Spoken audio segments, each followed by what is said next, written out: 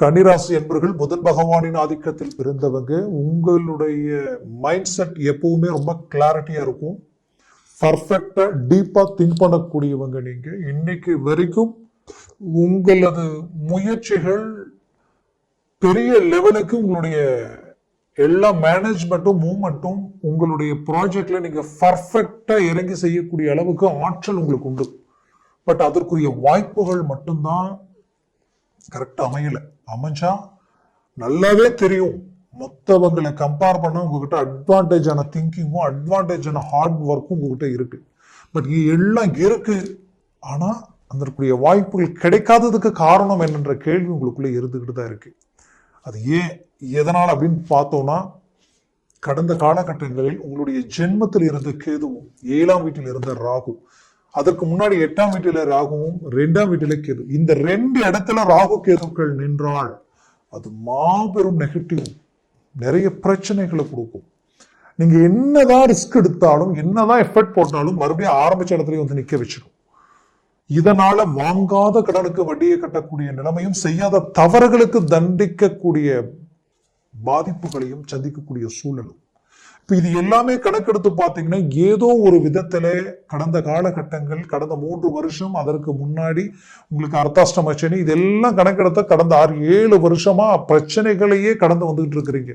குடும்ப ரீதியில் ஒரு நல்ல நிம்மதி இல்லை, ஒரு நல்ல மன நிறைவு இல்லை. உங்களுக்கு வேண்டியவங்க யாருக்காக கஷ்டப்படுறீங்களோ அவங்களே உங்களை காயப்படுத்துற நிலைமை.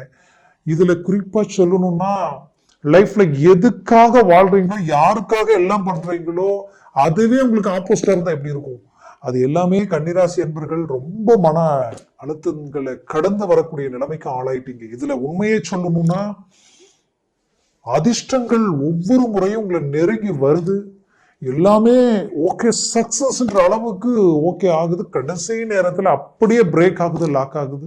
இதனால நிறைய மன உளைச்சல் உங்களுக்கு உண்டாகுது, உருவாகுதுன்னு நான் சொல்லுவேன். அப்போ இதெல்லாம் ஏன் இப்படி இருக்கு, எதனால இப்படி இருக்குன்றது உங்களுடைய கேள்வி. பட் நான் சொன்னது ராகு கேது பிளஸ் அர்த்தாஷ்டம சனி, இதுல அஷ்டமத்துல கடந்த காலகட்டத்தில் இருந்த குரு இப்போ 9க்கு வந்தும் பலன் இல்லாத அளவுக்கு இந்த ராகு கேதுவால பாதிப்புகளை சந்திச்சுட்டீங்க. இப்போ சரியா வரக்கூடிய மே மாசத்துல இந்த ராகு பிளஸ் கேது 2 கிரகங்களும் அருமையான பாசிட்டிவான இடத்துக்கு வர போறாங்க. எப்படின்னா, 6ஆம் வீட்டிற்கு ராகு மீனத்திலிருந்து கும்பத்திற்கு, ஒன்மை ஜென்மத்தில் இருந்து இத்தனை நாள் உங்க மனசை ஊசியை குத்துற மாதிரி குத்தி குத்தி வேதனைகள், குழப்பங்கள், குடும்பம், திருமண வாழ்க்கையில பாதிக்கப்பட்டவங்க நிறைய. 100% கன்னிராசி என்பவர்களை நான் ஓப்பனா சொல்லுவேன், மற்றவங்களுக்காக வாழ்றோன்ற நிலைமை தான். பெத்தவங்களுக்காக வாழ்றோம், இவங்களுக்காக நம்ம அந்த மதிப்பு மரியாதைக்காக நம்ம கடந்து போகணுன்ற மாதிரி நிறைய மன அழுத்தங்களை கடந்து வந்தீங்க. அப்பேற்பட்ட உங்களது வாழ்க்கையில் இந்த ராகு கேதுக்கள் மே மாசம் 18, அதாவது 19ஆம் தேதி பார்த்தீங்கன்னா, கும்பத்துக்கு ராகுவும் சிம்மத்துக்கு கேதுவும் போயிடுவாங்க. அப்படியே உங்க லைஃப் டோட்டல் அப்படியே ரிலீஃப் ஆன மாதிரி உங்களுக்கு நல்லாவே தெரியும். அது கிட்டத்தட்ட சிலருக்கு இப்போ இந்த 2 மாசத்துல இருந்தே தெரியும். பட் சிலருக்கு பார்த்தீங்கன்னா திசா புத்திகள் சற்று நெகட்டிவா இருக்கிறவங்களுக்கு, ஏன்னா வேற சனி போய் உட்காந்துட்டாரா, அது வேற உங்களுக்குள்ள ஒரு குழப்பம் இருந்துகிட்டு தான் இருக்கும். கண்டக சனி வேற நடக்குது. இந்த கண்டக சனி என்ன செய்யுதோ தெரியலையே. 10ல குரு இருந்தால் பதவி பறி போயிடுன்னு சொல்றாங்களே, பதவிக்குனா பறி போயிடுமோ அப்படின்ற ஒரு குழப்பம் உங்களுக்குள்ள இருக்கும். பயம் வேண்டாம். ஏன் நான் சொல்றேன்னா, குரு வெறும் பக்தி பிளஸ் பயம், வெறும் பயத்தோடய செயல்படாதீங்க, பக்தியோட செயல்படுங்க. கண்டிப்பா உங்களுக்கு வேலை போகாது, வேலை ப்ரமோஷனே கிடைச்சிடும். ஏன்னா குரு பொறுத்தவரையிலும் அந்த இடத்தை நின்ற இடத்தில் நீங்க பயபக்தியோட செயல்படுங்க.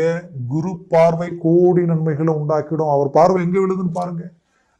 4ஆம் வீட்டுல விழுது, உங்களுக்கு 3ஆம் வீட்டுல வெற்றிக்குரிய இடத்துல விழுது, உங்களுக்கு 9 பாக்கிய சம்பந்தப்பட்ட இடத்துல விழுது இல்லையா, உங்களுக்கு 6ஆம் வீட்டுல விழுது.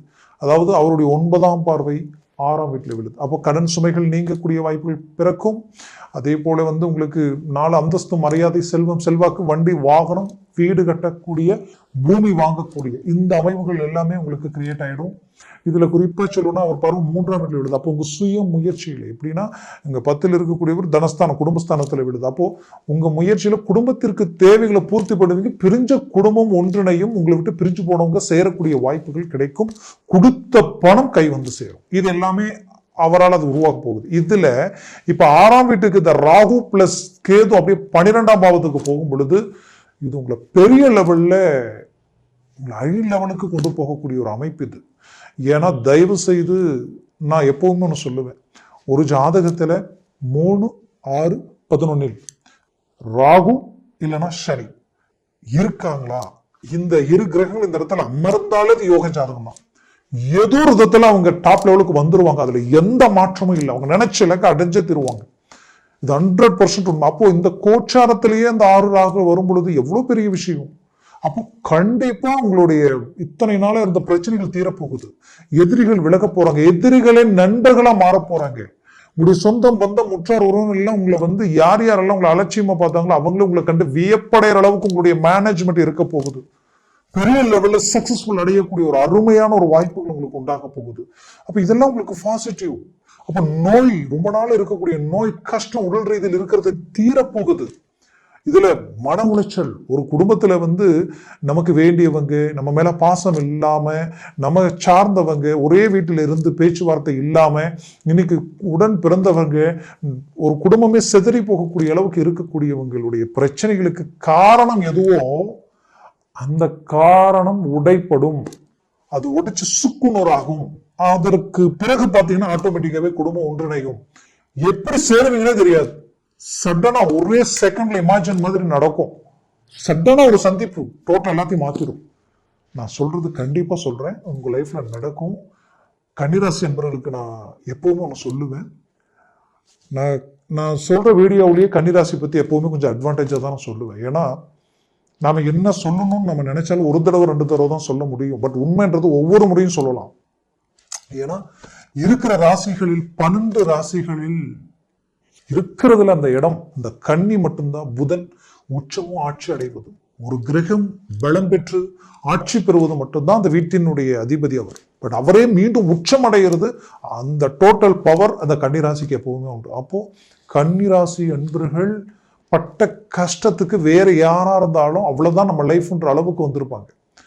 அவ்வளவு பிரச்சனைகள் பெண்களுடைய வாழ்க்கையில தான் நினைச்ச மாதிரியான ஒரு அமைப்புகள் இல்லாம தன் முயற்சியால் அதை அடுத்த கடத்து கொண்டு போகக்கூடிய நிலைமை. அதே போல கன்னிராசி ஆண்கள் திறமை இருக்கும், டேலண்ட் இருக்கும், ஆற்றல் இருக்கும், எல்லாமே இருக்கும். பட் அதற்குரிய வாய்ப்பு மட்டும் கிடைக்காமலேயே மிஸ் ஆகிட்டே இருக்கும். மீறி கிடைக்கிற நேரத்துல கூட இருக்கிறவங்களும் குழப்பம் பண்ணி விட்டுருவாங்க.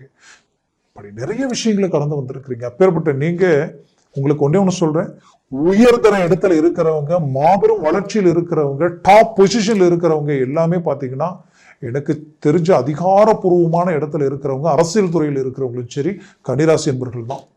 ஆனா அவ்வளோ முக்கியமான இடங்கள் இருந்து ஆதிக்கம் செலுத்துறவங்க அவங்க தான். அதனால இந்த ராசியை சாதாரணமா நினைச்சோம் நம்ம கெப்பாசிட்டி இவ்வளவுதான், நம்ம இதுக்கு மேல அவ்வளவுதான் அப்படின்னு நல்லா நினைக்க வேண்டாம். நீங்க எப்பவுமே எது வாங்கினாலும் நல்லா இருந்தா தான் வாங்குவீங்க. எது செஞ்சாலும் மற்றவங்க அந்த லெவலுக்கு செய்ய முடியாது. நீங்க ஒரு ட்ரெஸ், ஒரு ஆடை உடுத்தினா கூட அதுல ஒரு அட்வான்டேஜ் இருக்கும். உங்களுடைய மூவ்மெண்ட், உங்களுடைய பேச்சு, உங்களுடைய திறமை எல்லாத்துலயுமே ஒரு தனித்துவம் இருக்கும். தனியா தெரிவிங்க. அப்போ ஏதோ ஒரு நல்ல விஷயங்கள் உங்ககிட்ட இருக்குன்றது 100% உண்மை. அதனுடைய பிரதிபலிப்புன்றது அந்த கால நேரங்கள் கூடும் பொழுது அது வெளிப்படும். அந்த வாய்ப்புகள் இந்த தருணங்களில், இந்த 2025 மே மாசம் 19ஆம் தேதியிலிருந்து டிசம்பர் மாசம் 12ஆம் தேதி, அதாவது 12வது மாசம், அந்த 26 முடிகிற ஸ்டேஜ் வரைக்கும், அந்த 5ஆம் தேதி வரைக்கும் டிசம்பர் மாசம் இந்த காலமைகள் இருக்க போகுது. இந்த காலகட்டங்கள் மூவ் பண்ணுங்க. ஒரு நல்ல நிறைய பேருக்கு இடமாற்றங்கள் கிடைச்சிருக்கும். நிறைய பேருக்கு இடம் ஆல்ரெடி மாறிட்டு இருப்பீங்க. நீங்க இருந்த இடம் ஒன்னா இருந்திருக்கும், இப்ப இருக்கிற இடம் ஒன்னா இருக்கும். இல்ல மாறக்கூடிய வாய்ப்புகள் கிடைச்சா யோசிக்க வேண்டாம், நல்லதுதான். ஏன்னா சனி 7ல் இருக்கிறதுனால மாறி இருக்கிறது ரொம்ப நல்லதுதான். அப்போ இது எல்லாமே உங்க லைஃப்ல ஒரு பாசிட்டிவான ஒரு வைப்ரேஷனை கிரியேட் பண்றதுன்றது நீங்க 100% தன்னம்பிக்கையோட இறங்குங்க. கண்டிப்பா ஒவ்வொரு பிரச்சனைகளையும் சரி செய்ய போறீங்க. உங்க வேலையில உங்களுக்கு ஒரு தனித்துவத்தை உருவாக்க போறீங்க. உங்களுடைய கனவை நினைவாக்க போறீங்க. தொழில்ல உங்களுடைய இமேஜ், உங்களுக்கு ஒரு பிராண்டை உருவாக்க போறீங்க. பட்ட கஷ்டத்தையும் மன உளைச்சலையும், இவ்வளவு கடன் சுமைகளும் இவ்வளவு பிரச்சனைகள் இருந்து நம்ம நம்பிக்கை நாணயத்தை எப்படி காக்க போறோம்ன்றது படுத்த தூக்கம் எனக்கு இல்லைன்னு நினைச்சு வருத்தத்திலேயோ இருக்கக்கூடிய உங்களுக்கு கண்டிப்பா அதை நினைச்சு ஒரு புறம் வேதனை இருந்தாலும் அதை ஜெயிக்கக்கூடிய வழி உங்களுக்கு பிறக்க போகுதுன்றது 100% உண்மை. அதற்குரிய மேனேஜ்மெண்ட்டும் அதற்குரிய மூவ்மெண்ட்டையும் ஸ்ட்ராங்கா இறங்கி செயல்படுங்க. சக்சஸ்ஃபுல் நிச்சயம். குடும்பத்துல சுபகாரியம் நடக்குது. வீடு, மண், மனை, பூமி சார்ந்த விஷயங்களை உருவாக்க போறீங்க. இதெல்லாம் இருக்கிற பிரச்சனைகளை நினைக்க கூட முடியலைங்க அப்படின்ற மாதிரியான ஒரு மன அழுத்தம் இருந்தாலும் இதுதான் உண்மை. இன்னைக்கு இப்படி இருக்கும். எனக்கு தெரிஞ்சு கையில பணம் வச்சுக்கிட்டு ஒரு வீடு வாங்கணும்னு தேடி வாங்க முடியாம வந்தவங்க இருக்கிறாங்க. பணமே இல்லாம அட்வான்ஸுக்கு கூட பணம் இல்லாம கொடுத்து அந்த இடத்துல வெறும் பேச்சுவார்த்தையில பேசிட்டு வந்து அந்த இடத்த கரையும் பண்ணி முடிச்சு அந்த வீட்டுக்கு குடி போனவங்க இருக்காங்க. அப்போ வாழ்க்கைன்றது நாம் என்ன நினைக்கிறோன்றது இல்லை, நமக்கு அந்த அமைப்பு வரும்பொழுது தானாகவே அது நடந்தே தீரும். 100% ஒன்னு சொல்றேன், உங்களுக்கு நடக்கக்கூடிய அமைவுகள் உங்களை சூழ்ந்து நிக்குது. அடுத்தடுத்த காலகட்டங்களில் இருக்கக்கூடிய பிரச்சனைகள் விலகி நல்ல விஷயங்கள் ஆட்டோமேட்டிக்கா கண்ணுக்கு இதுல வந்து நிக்க போகுது. அதனுடைய பிரதிபலனை நீங்க அடைய போறீங்க. மூவ் பண்ணுங்க, சக்சஸ்ஃபுல் நிச்சயமா இருக்கும்.